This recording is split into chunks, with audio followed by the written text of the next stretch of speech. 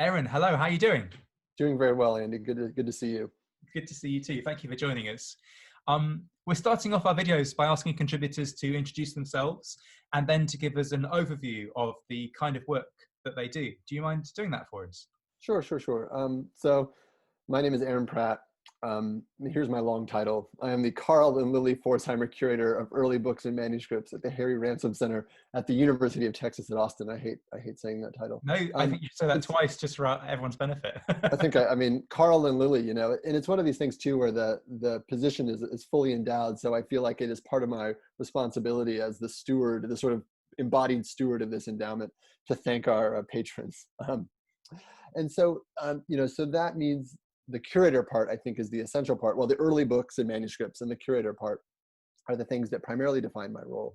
And, curatorial roles can take a bunch of different shapes at different institutions, but essentially what unifies all of my activities at the Ransom Center is that I am responsible for managing the interpretation of the collections, or facilitating the interpretation of the collections is maybe the best way to put it. So, access has a part of that. And I think sometimes there's a kind of sense that the curatorial's role is to manage access primarily. But really what I'm trying to do, and really all the components of my work, is help people understand what we've got. And sometimes that just means, hey, we have it, do stuff with it.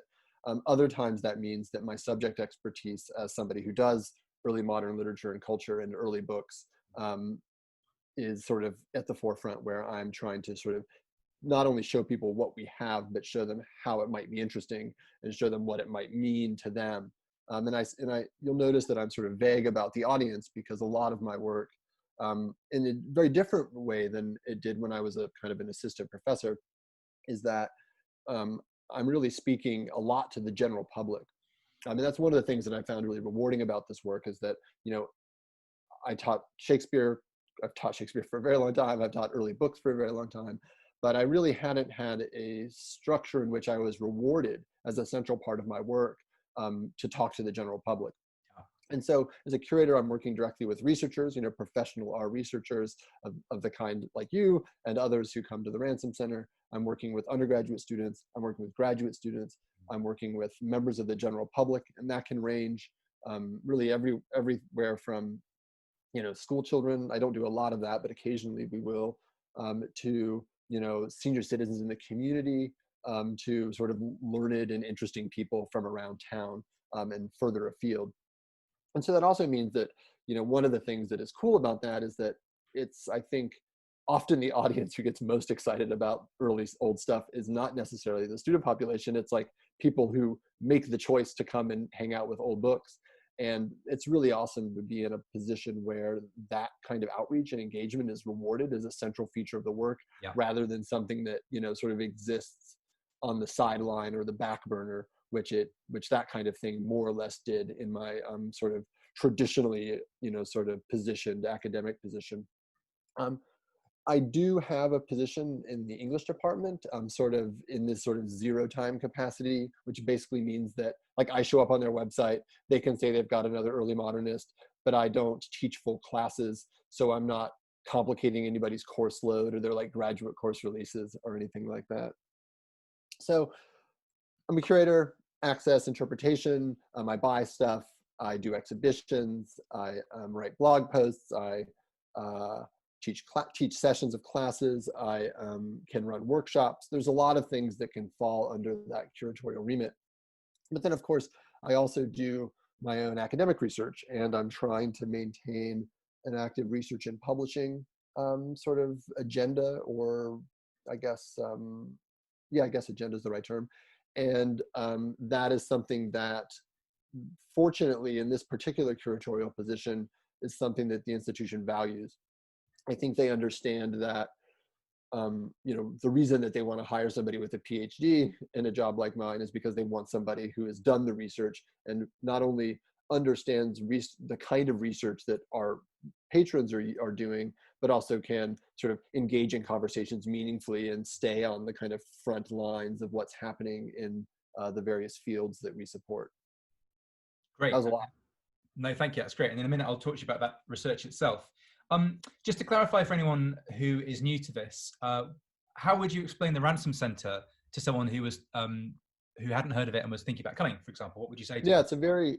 it's a very complicated question. I mean, so the Ransom Center is a museum and research library Hmm. that is attached to the University of Texas at Austin. So it is a part of a public state institution, but more like some of the private research libraries like the Folger or the Huntington, it really is sort of standalone within the university. So like we don't, like our director doesn't report within the university library structure. The director reports to the provost of the university. And so the Ransom Center is this museum and research library, and that's kind of a complicated sort of identity because we have large gallery on our first floor, and that gallery has when it's open, when we're open, has a kind of thematic show up at all times, a kind of two a year. So like right now, we have a show up on the archive and life of Gabriel Garcia Marquez, the writer, and his identity as an international author. And then we have this sort of constant series of sort of smaller modular mini exhibitions under the banner of this thing called Stories to Tell. And so most of the curators usually have something up in that. And so like I've got something up now on illustrating early English drama, so playbooks with pictures. So we have that kind of museum identity, and then we have collections that really run the entire gamut. When the Ransom Center started in the late 50s, it was part of this sort of drive of the University of Texas to be a real university, TM, which is to say they understood like we want to compete. We're the university of the only state in America that started off as a nation, and so we want to have a national class research library. And so this kind of anxiety about being able to keep up with the Joneses and make Texas perform like a real university meant that, this is amazing that at the time this was true, that meant that they needed to own the sources of humanities research. And so they, in the late 50s, when the oil was big, the Ransom Center just started vacuuming in stuff and really thought it was going to be the kind of Bibliothèque Nationale of Texas. And it bought very widely. And so we have a lot of our early books and manuscripts that I see came in during that period. But one of the things that the Ransom Center did really, Harry Ransom did quite smartly when the institution started, is started buying up the papers of living writers. And so the Ransom Center is most famous today for having its modern archives. So I mentioned Gabriel Garcia Marquez, we've got Don DeLillo, David Foster Wallace.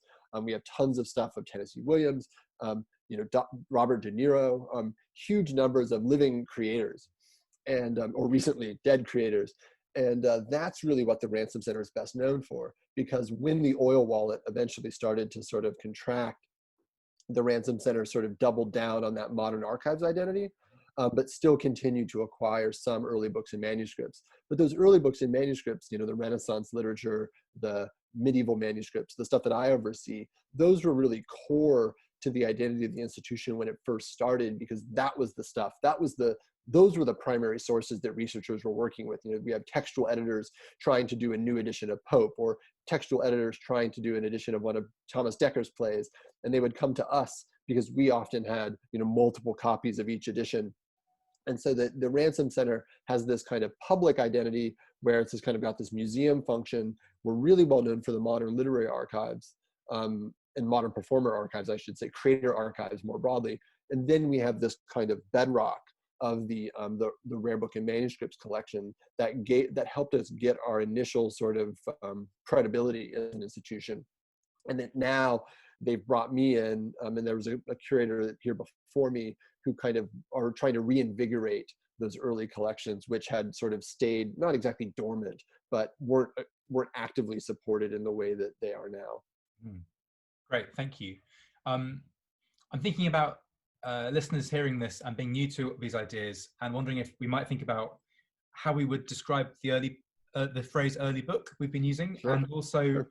You talked about facilitating interpretation as one of your roles. Are you able to give us some examples of what interpreting an early book might look like? Sure. Okay, so one thing. What was the first part of your question? It was what is an early book? Yeah, that's an incredibly good question. So, so my sort of long title, that Forsheimer curator title, So in 1986, the Ransom Center bought the Pforzheimer Library of English Literature, 1475 to 1700. This is a major purchase. Pforzheimer had been a sort of like the second tier of the American robber barons. He was one of the founders of the American Stock Exchange, had a lot of money, and he had this particular collection among many collections of Renaissance literature. The Ransom Center acquires it for $15 million in 1986 with a loan from Ross Perot, which is very strange. And then the Pforzheimer Foundation then endowed my position, or endowed a position and some support money. And so, strictly speaking, the sort of Pforzheimer-ness of the position is sort of Renaissance-y English stuff. Shakespeare and Friends, maybe back to sort of early printed editions of Chaucer, forward to Dryden and some of these later 17th century guys. But because, of course, like that's not everything we have. The earliness of the early book and manuscript basically just means before 1700. We sort of saw, I think, we sort of tried to imagine the position as being as capacious as possible to cover collections without sort of doing injustice to the spirit of the endowment and the boundaries put upon it. So, the earliest stuff in my collections that I ever see are like the cuneiform tablets we have, which I know very little about, to papyrus fragments. But really the core, is sort of the material of the European Middle Ages through, wherever you want to stop it, the late early modern period. So even sometimes I'll dabble in the 18th century since we don't have another curator who manages that material. But yeah, with early book and manuscript mostly means stuff produced mostly in Europe between the Middle Ages and, wherever you want to put the end on early modernity. And so the interpretation of that can take a lot of sort of shapes. One thing I might do, like, one of the things that will often happen is in a classroom, for example, all students will be looking, I'll have a book that I think is kind of interesting out on the table.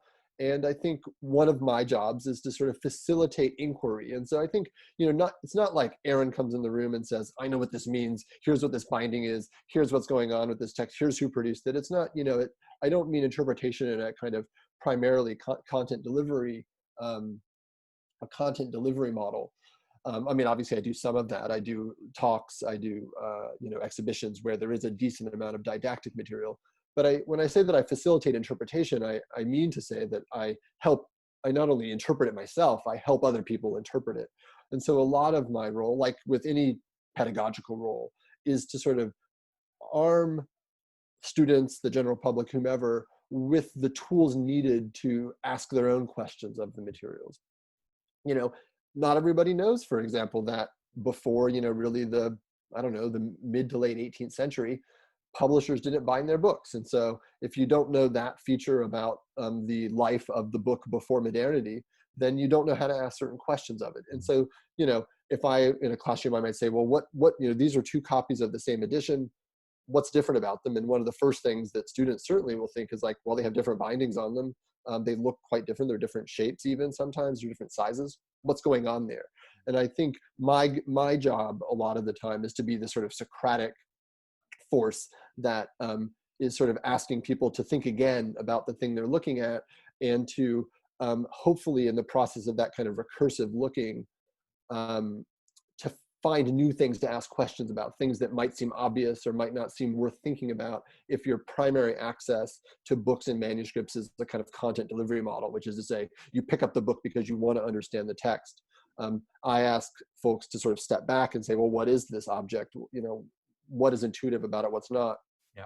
So interpretation, I think for me, I like to sort of foreground the work that I do as one that is not only me doing the interpreting, but me with my interpretation, helping others interpret themselves. And that's obviously one that I can, a sort of disposition that I take over from having been a sort of professional teacher. But I think it takes a different role too, when I think about how is it that we get people to continue to care about humanities research libraries like ours. People have to ask their own questions of the material if we want to have a future with it. And I see a lot of my interpretive role is actually helping other people interpret. Yeah. So just to see the example you've given us a bit further then, what what difference does it make to us as users of a book, or viewers or interpreters of a book, to know that it had a largely kind of unbound life? What does what we think of kind of retrospectively as a kind of lack of binding, what does that do to the contents and the use of such a book? Well, I think one of the things that certainly literary scholars are interested in, and I think often the general public is interested in, is when we think about, I'm constantly talking about Shakespeare and, other early modern writers with people. And I think from everybody from the kind of school child all the way through to the kind of dyed in the cloth professional scholar wants to understand, like, why did people read these things? Why did people engage with this material? And how did they engage with that material? And I think, you know, it's always sort of, we can all read Shakespeare's plays ourselves in various formats and think, well, okay, this is what I think the content is about. Maybe do a little bit of historical research here and there to understand the references and try to do some triangulation. But, it's actually very difficult to understand, even when you have the full toolkit of sources from the pre-modern world at your hands, to understand, like, well, how did a reader actually interpret that? I mean, there are lots of things that readers can miss. There are lots of things that they can add. There are all kinds of things that a given reader can bring to the table when they're interpreting a text. And so if we don't understand what that sort of basic horizon of expectations is, or the sort of lens with which they're reading material, then it becomes very difficult to be sure that when we're interpreting the text today, that we're actually doing it while we're inhabiting something as close to the early modern or medieval mind as possible when we do that. That is to say, our framework for interpretation needs to be historicized along with the sort of the basic nuts and bolts of what's actually referred to in the text itself. And so I think in recent decades, I think that's been the big claim of book history, is that this sort of sub-discipline which is interested in how it is that attention to the materiality of books as objects can give us some insight into how people not only engage with them as books, which is this is the history of the life of books, but also the life of text, right? The history of the literary text or the other kinds of texts that are being transmitted by them. And I think that big claim of purchase from book history was that if you pay attention to this thing or this ecosystem of things that are transmitting this material to people, it can give you a better sense of how it is that folks were actually reading it.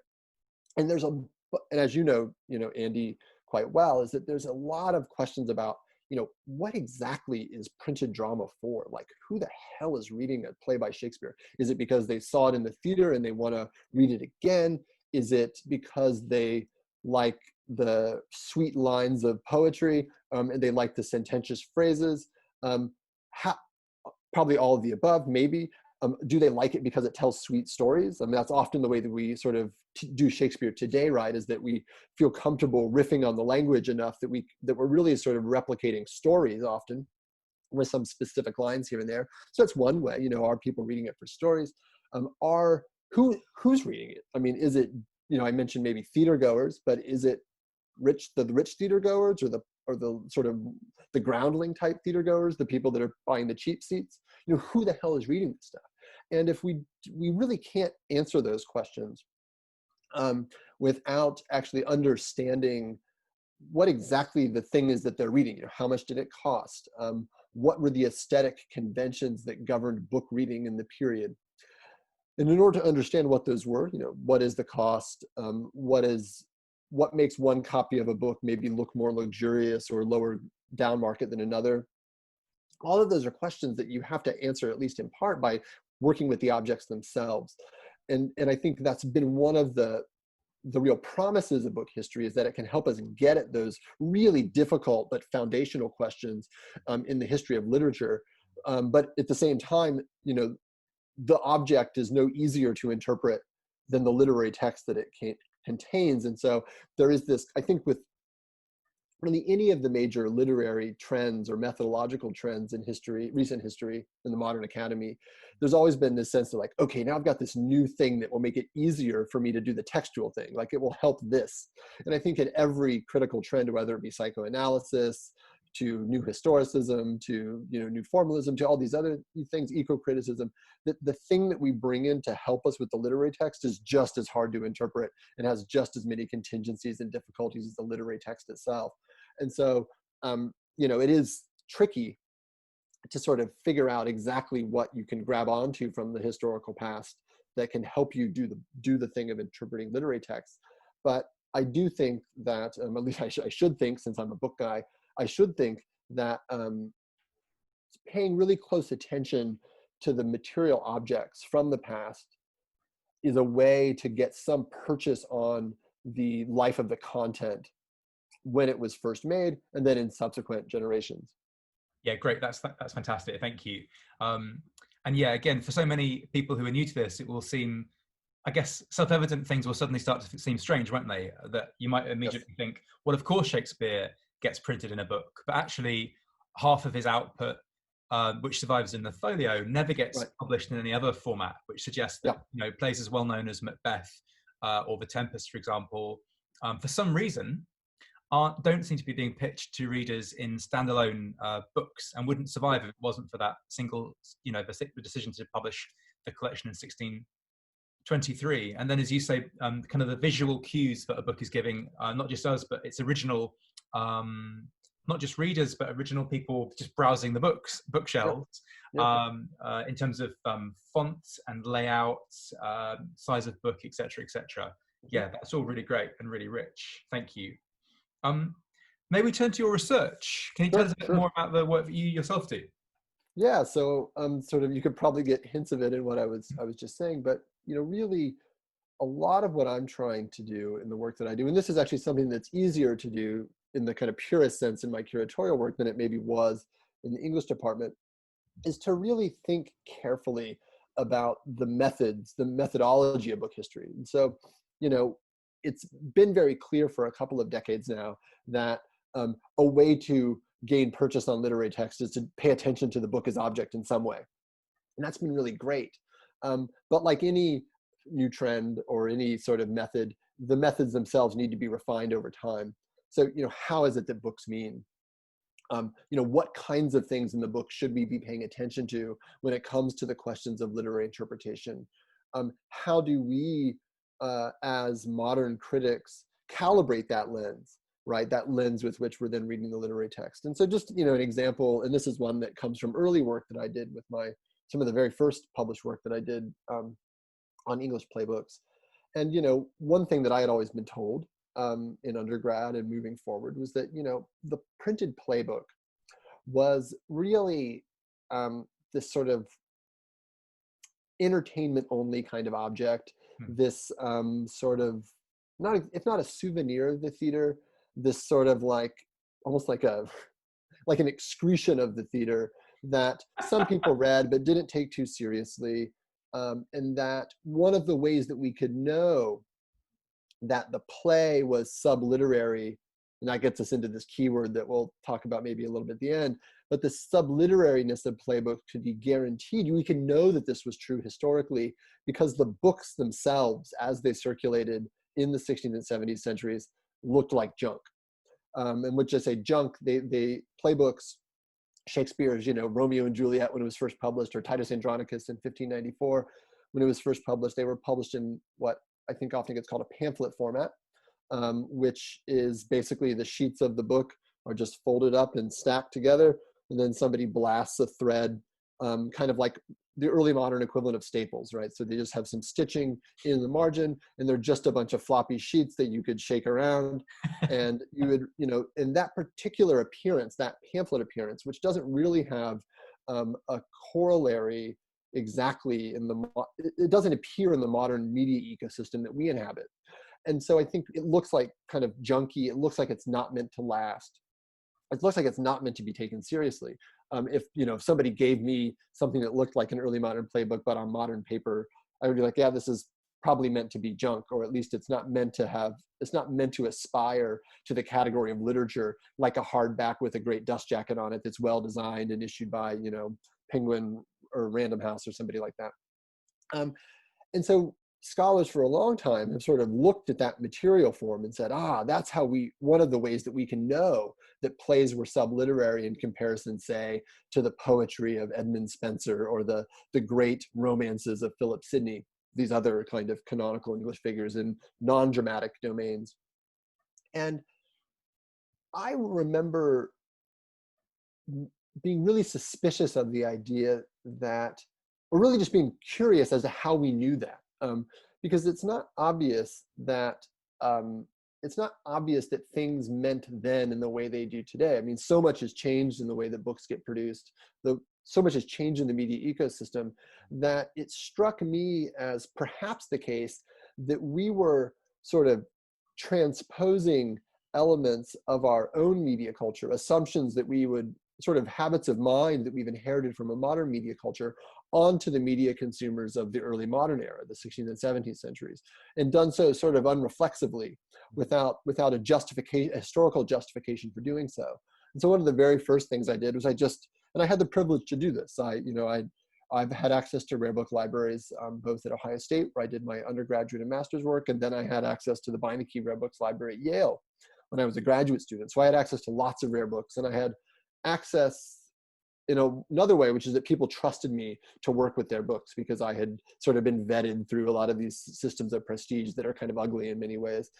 But I looked at a lot of books, and I looked at thousands of early modern books. And in the process of doing that, it became quite clear to me that this thing that looked kind of shabby, now, this pamphlet format, was like exactly what everybody would have been used to encountering in the early modern period for all forms and genres, as long as the book was short enough to be able to be pamphlet stitched. And so that basic survey of just saying, like, what do other books look like in the period, and like how were they prepared, made it very clear that this sort of pillar on which the argument that drama was sort of, printed drama was made for subliterary entertainment, this kind of like the whimsical reading that you discard or maybe only think about in passing because you saw the play in the theater, that anchor that we had, which is the book looks like shit, and so the plays must have been shit, that has to fall away because there's nothing atypical about that structure.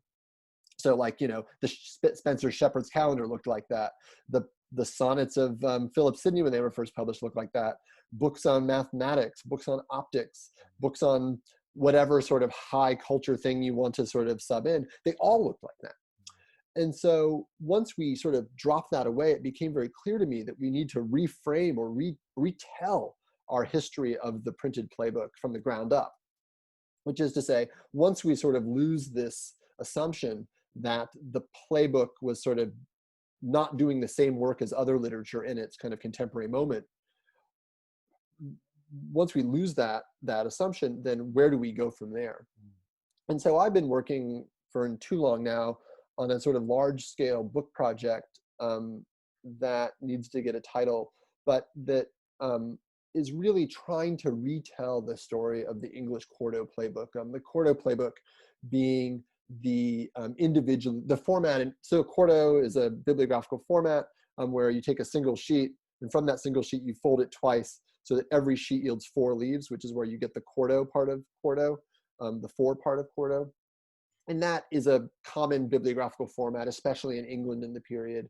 And it's often sort of understood in distinction to the folio, where a single sheet gets folded once and yields 2 leaves, which is a bigger format book. And often the folios are often thicker books too. And so the quarto playbook is a sort of shorthand term that refers to the bibliographical format of the playbook, but usually is used to mean the individually issued playbook. And so, as you mentioned a minute ago, Andy, the first folio is a collected edition of plays that is in a folio. And then, but when, Romeo and Juliet or Titus Andronicus or Much Ado About Nothing were first issued, they were issued in this pamphlet quarto format. And so I'm trying to tell a new history of the quarto format playbook kind of from the beginning. And when I say the beginning, I mean that advisedly. That I want to look back, and this is something that I think connects to your interests quite a bit, Andy, but to look before the so-called commercial playing companies of the 1580s, 90s, and early 17th century, and to say, like, well, some of the work that you've been doing has pushed back our sense even of when the commercial theater starts, right? That certainly somebody like David Kathman would say, if even 1530s, we've got commercial playing in London. But I'm even looking maybe even earlier than that to say, like, well, what is the playbook before the theater companies of Shakespeare and his contemporaries? And it turns out, that the printed playbook as a market category, a category in the book trade, exists before even the earliest dates we want to give the commercial theaters. So, Fulgens and Lucrece, or Fulgens and Lucrece, however one wants to pronounce it, that's a playbook that gets published within the second decade of the 16th century. So pretty early in the English book trade. There were earlier editions kind of excerpts from Terence and other, kind of classical plays that were being translated into English. But, really we have vernacular English plays being published at really as early as a moment that we can say that there's literary publishing in a meaningful way in England. And so the playbook as a thing that people were buying and reading exists from the very beginning of the printed book. And so that when, Shakespeare's company and these other early playing companies are kind of really coming into their own in the 1580s, 1590s, they could take for granted that there was this thing called a printed playbook. And all of these guys, presumably, these guys and women who are working and kind of thinking about performance, they've been reading playbooks for decades. And so if the playbook is something that existed, before the commercial theaters, then it seems kind of obvious that the plays coming out of the commercial theaters through a very complicated set of mechanisms would end up in being printed in some way or another. But it also means that the printed playbook was doing certain kinds of work for readers long before the London companies had any sort of fame or celebrity that would allow them to be a sort of something that, somebody might be interested in reading the output from.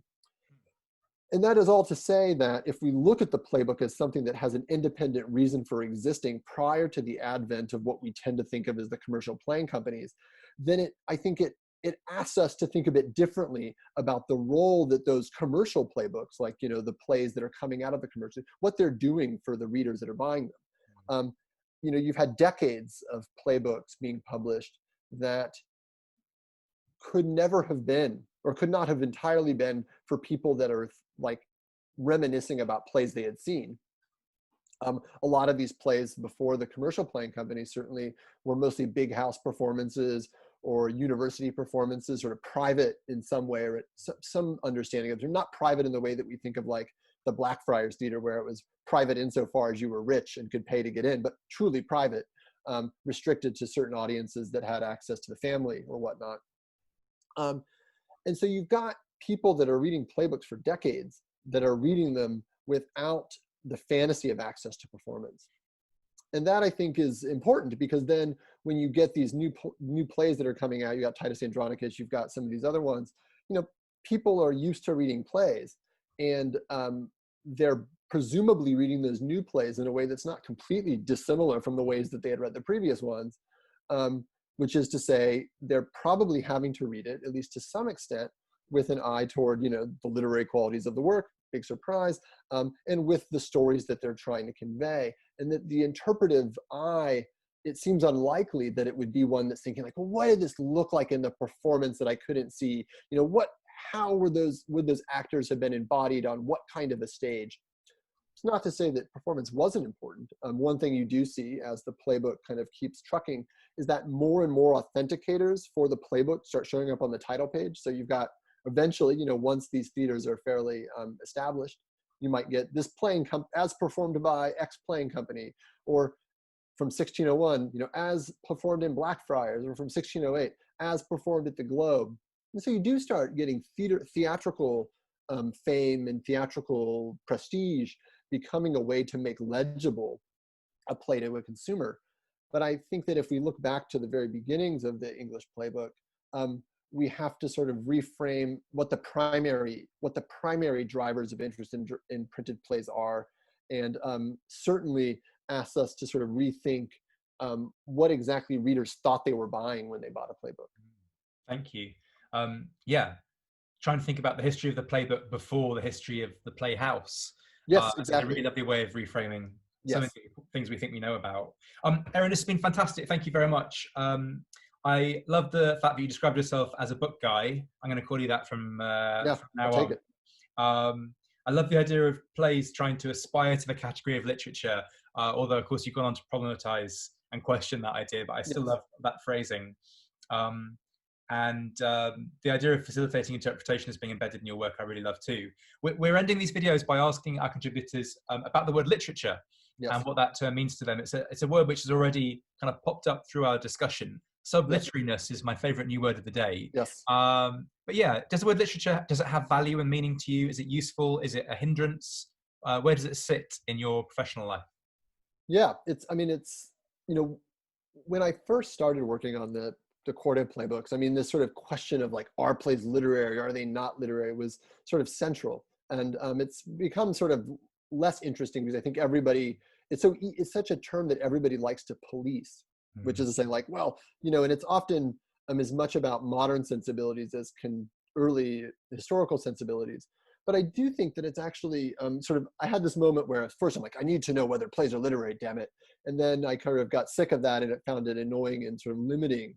But now I'm actually coming back to the term because I do think there are really important questions to ask about, like, when is it that the English or any other group of people think they have this sort of set of cultural products that they want to group together under a category of something like literature. And one of the things that I do in the kind of work on the early playbooks is it's fairly clear that early printed playbooks, early poetry, even the sonnets certainly, those are all part of a kind of entertainment market. That in the early modern period, to the extent that we might impose the modern idea of literature on the past, that really what we've got is essentially, it's like stuff you read for leisure.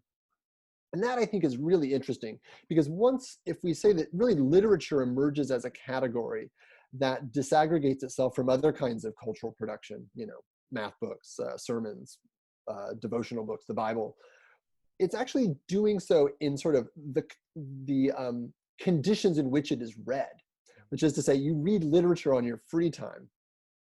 You don't read, you don't read books about statecraft necessarily on your free time. It has some sort of utility. And I think that when we look at the early book trade, we can see that actually we have this entertainment category that's set up, this leisure category that's set up, that becomes literature over the sort of longue durée. The last thing I'll say about that is that it means actually that if leisure is something that's associated with class, then literature, having free time to do stuff, and having a lot of it, where you can read a lot of literature or a lot of poetry or a lot of drama, that literature actually kind of emerges as a category that is really trying to kind of codify what it is that affluent people are doing with their time that they have that's free. And so literature is, as a category, as it seems to emerge in the book trade, and I think in a sort of broader discursive way in the early modern period, is one that is really about trying to decide what is it that the elite are doing with their free time. And then for people lower down the socioeconomic ladder, how might I participate in the culture of the elites? And so that literature from the beginning is something that's tied up with socioeconomic status. And it's also tied up with, as it expands to different parts of the socioeconomic spectrum, it's something that is about aspiration in class participation. So that, if you are able to sort of talk the talk of, the new sonnet sequences that are out, or if you're able to spout the lines from Romeo and Juliet in a sort of effective way, then that allows you to participate in a culture that is defined by access to leisure time, which is defined by access to capital. And so the term literature is really important to me, but it actually seems to, and this is the most Marxian you'll ever get me, but it actually seems to be something that's actually primarily defined by certain kinds of class structures. And that really only when you get into the 18th and 19th century, when you have this kind of different transformation of who's reading books and how they're doing it, do you have a sort of different tiers of literature that start to get developed. But literature, I think for me, is a very important term now, after I'd hated it for a while, because I think it allows us, if we define it properly, to capture really the ways that the imaginative text that we like to talk about in English departments, the ways that they sort of worked as certain kinds of social and cultural passports for people, which is to say, if you can engage with the material that allows you to sort of talk the talk, and to, in the same way that like guys at like a business meeting will like talk about golfing together or yachting, things that like are primarily, at least certainly used to be primarily the province of the upper classes, that you can solidify your participation in a socioeconomic kind of context by being able to perform discursively in certain ways. And I think literature has always been something that's tried to do that. And it's something that we can see, I think, as we look further back in the period that we study. And as we sort of drop a lot of these assumptions, say, about like what books looked like and what that meant about who read them. All right. That was fantastic. Thank you very much. We've moved from talking about plays as excretions of the theatre Yes. to things you can quote in order to prove that you have the social clout and the time off to, you know, engage with Romeo and Juliet or what have you. It's a nice range. I like it. Aaron, thank you ever so much. It's been really good fun. Of course. Take care. Yep, you too.